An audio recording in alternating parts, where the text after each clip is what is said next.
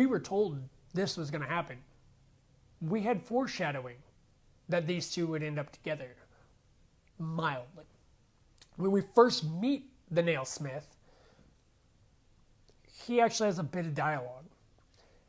And he mentions, oh, you've brought another nail for me to hone. Just leave it on the floor and come back for it when I'm done if you're still breathing. He's been having someone bring him nails.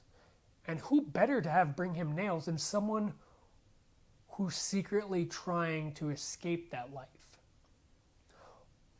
How does the Nailsmith find his way across the gigantic fucking chasm of death that we have to get across if there is Shio? I have never seen a giant chasm like this where people actually bitch about that.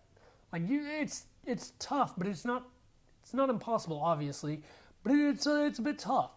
But how does the Nailsmith know about this? There's a one piece of throwaway line where he says, on my journeys, and eventually I found my way here. He doesn't say I discovered this place, but he says I found my way here. And I found that interesting along with his first line of dialogue where he's talking to somebody. He mistakes us for somebody when we enter. Somebody that's bringing him nails constantly to hone. Probably not to a perfect or a pure nail, because we know he's never done that. So a nail that's able to break. And who else would be bringing him nails that are repeatedly broken? We know that Motto is up in the Howling Cliffs. And Motto is alone, and he is in his solitude of anger. And he is focused on revenge. We know that Oro is over in Kingdom's Edge, and he is hiding. And he, frankly, doesn't want to fucking teach us. I mean, that's the asshole that makes you pay him money to get taught a nail art. What a dick. But Shio is an artist who is also a warrior but cannot escape his warrior's side. What if from the very beginning Shio was bringing the Nailsmith nails as he broke them because he was still training? He told Nailsmith where he was, and that's how the Nailsmith gets there. That's how the Nailsmith knows where it is. And that was a super interesting clue. You had to get a massage after that, chasm? Yeah, a lot of us did. I knocked one out. Fuck it. Man, we are having all kinds of fucking problems tonight. The whole stream just went down. This is garbage. What kind of bug would you be in Hollow Nest, Jeremy? Ooh, I don't know. Maybe a fucking dung beetle because of how much shit I throw? I have no clue. It's a very good question. I'm not sure. I will think about that and I'll get you guys an answer on that one if you want to know what type of bug I'd be. Let me know what you guys think. What kind of bug would I be if I was in Hollow Nest? I'd be a garbage limb bug, whatever the fuck bug limb is, because he's all obsessed with the fucking lore of Hollow Nest. God, that's depressing. I'd be a goddamn limb bug. But Shio is trying to escape it, and he's not doing a very good job. He's been bringing the Nailsmith nails as he breaks them in his own training. And we know his nail isn't far because his easel is actually made up of nails. And I've pointed that detail out, and it's a really cool one. His paintings, I think there's a lot more to the paintings, and I'm trying to dive into those ones. I didn't have really enough time to dive all the way into them for this, but they're interesting. Shio is also where we get a little bit of lore for the Five Knights. Once you've, I don't know, not rescued Nailsmith, but I guess once you've just straight up taken mercy and let this dude live, they'll be crafting with clay. I believe it's on the third time you go in there. And Shio remembers the knights. The Nailsmith says he's never paid them much attention, but Shio remembers them in detail, which is also very interesting. Because that means, obviously, these Nailmasters were alive during the height of Hollow Nest. They remember the Pale King. They remember the Five Knights. They remember the glory that it was and that it always will be I guess. Like, if you're a Pale King fan, like, I'm sure you guys are still like, oh, Hollow Nest is still the shit, and you're fucking wrong. So, deal with that. But Shio, Mato, and Oro, all at one point or another, whether it's through Dream Nail or actual dialogue, reference their Nail Sage. And once you learn all of the nail arts, we find out that that little shit up in the shop is the Nail Sage. And I have saved him out of all 4 of these fucks, and really 5 if we're counting the Nailsmith, for last, because Sly is so fucking interesting once I got into this. And I'm going to be real honest with you guys. Before yesterday, I really didn't care for Sly. I didn't think he was that interesting of a character until I started to look deeper at this motherfucker. Because there's a lot going on with him. And it's so neat. These little clues and these little changes and these little details that I'm actually mildly excited to share this with you. Are people unironically Pale King fans? Yeah, they are. They actually like the Pale King. I mean, even after, genocide and being a complete dick and basically damning all of Hollow Nest, even though he knew Hollow Nest was damned, he still fucking did it, which if that doesn't make him the biggest asshole, like, I don't know what does. So, if you're a Pale King fan, maybe fucking reevaluate your life. Think about what you've really done and what choices have led you this far. But Sly. This little son of a bitch. Once again, and always, as I'm going to point out throughout this entire series, the foreshadowing was phenomenal. When we come into his shop, he'll actually comment on our nail, especially once we start getting it upgraded. When Grim Troop moves in, he starts to comment on our nail. And they're not little, they're full on fucking paragraphs, some of these. Lines about our nail and how he can tell we've used it and our nail has changed and how it's been honed. And he actually calls the nailsmith, I think, someone of incredible skill in honing our nail. And we get that foreshadowing that he knows about these nails.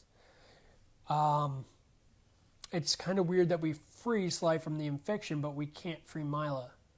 So we also do the same to Bretta, and we're gonna talk about that infection. We're gonna talk about that infection. Trust me, we're gonna talk about that infection. We're gonna talk about a little bit of an unanswered question that may have a little bit of an answer.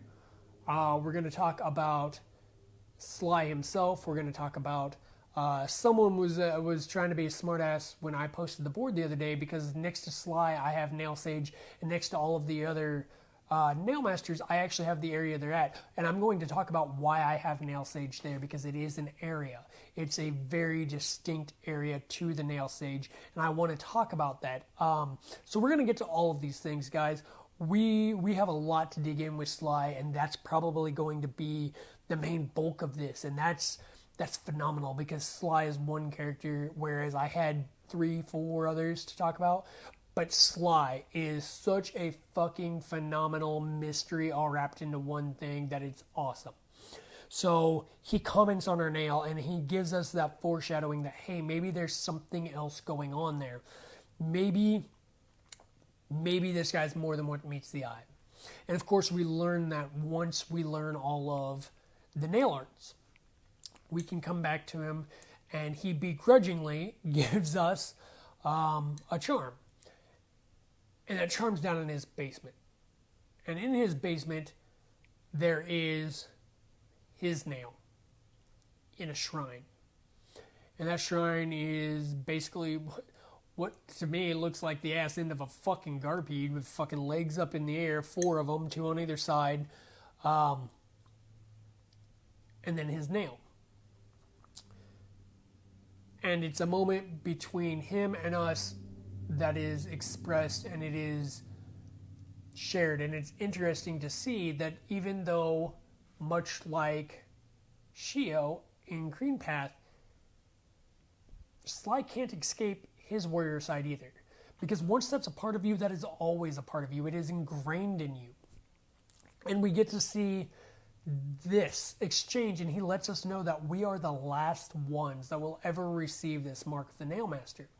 And from that moment on, he no longer refers to us as a vessel, but he refers to us as Nailmaster. And that's a cool little detail. That we have now joined the ranks of Oro, Mato, Shio, and Esme. Told you we were going to get into it a little. But we are now elevated. We have ascended in the eyes of Sly. But in order to get into his storeroom, we have to find the shopkeeper's key. And that thing's found in Crystal Peak. And this is one of those big mysteries as to how did it get into Crystal Peak? There's a quick throwaway line that Sly gives us when we return his shopkeeper's key.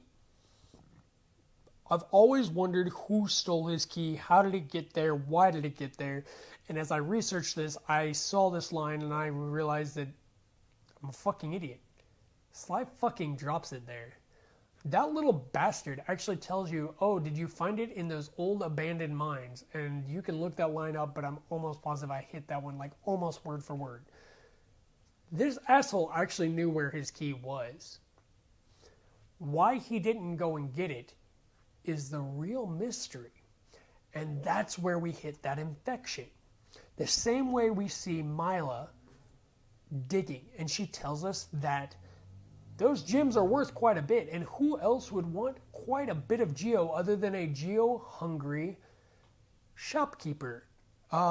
Sly. Sly was in those mines. And perhaps because he is a god, he felt that presence when he was trying to get those crystals. Perhaps he tried to escape and it was too late, and that's why we find him in a half semi-infected state. He knew it was happening and he tried to escape. He found the village. And that's where we get that famous line that I wrote an entire fucking write-up off of. About how much deeper do we... Oro, you wield your nail like a club. Esme, how much deeper do we have to go? If Sly had started off in those mines, and he was pulled away by Esme so that he could try and repair the bond between Mato and Oro by Esme, and Esme was leading him out, it goes to reason that Sly slowly was becoming infected. Esme fell to it because she is not yet quite a god. She is a nail master, but she has not quite made it. She becomes infected. But we know they are driven by base instinct. So Esme continued what she was doing. Sly remained and tried to fight. As he sat there in his half-infected stupor, Esme continued deeper and deeper down until she met Oro. Why would you kill your brother? Why would you kill another Nailmaster unless they were infected? Esme tried to fight it. And that is obvious because she is not as large as she should be. That body is not quite as big as a great hopper. And we know the infection can change your size. So she tried to fight it, and Oro gave a mercy killing. But we're not with Esme, we're with Sly. And Sly sat there.